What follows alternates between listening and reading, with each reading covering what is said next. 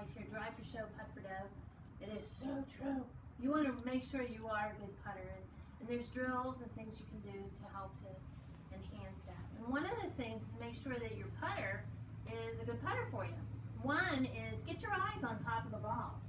So a lot of times your putter can be too long and it doesn't get your eyes positioned over the ball well. Well, here's what I always try to get everybody to see is use a mirror. Set up, get your eyes right on top of the ball, look down into a mirror, and try to get your eyes right on top of that mirror. Then I try to get myself set in a good position from there. I want to be balanced. I want my eyes right on top of the ball, so that gives me a better path, so I can go straight back, straight through when I'm striking my putts. So eyes on top of the ball is a really good way for you to start to develop a good putting stroke. When buying a putter, make sure that you have a good sweet spot on your putter.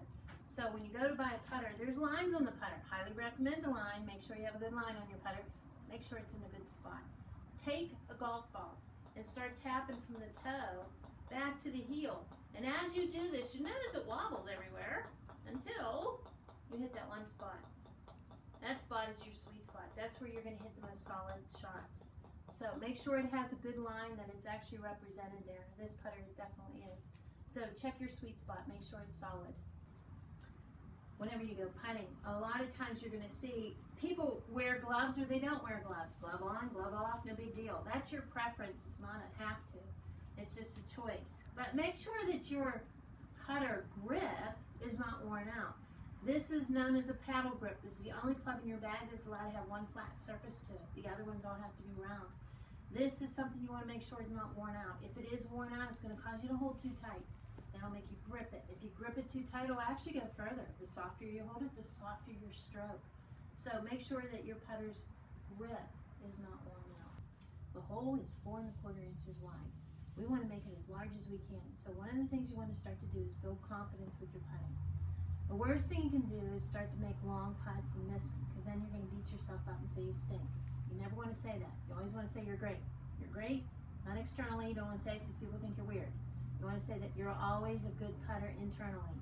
So you start with little putts. You start with 1-footers. You go over the practice putting green and you stand there and you make little putts. I'm a great putter. I'm a great putter.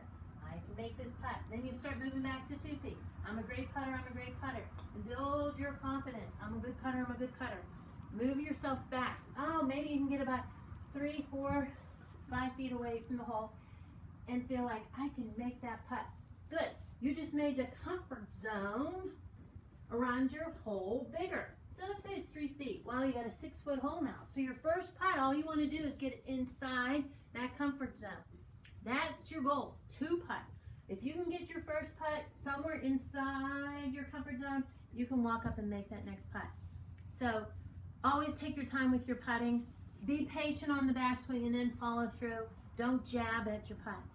I'm Denise from Denise's Golf Academy, and I'm here to teach about your golf swing.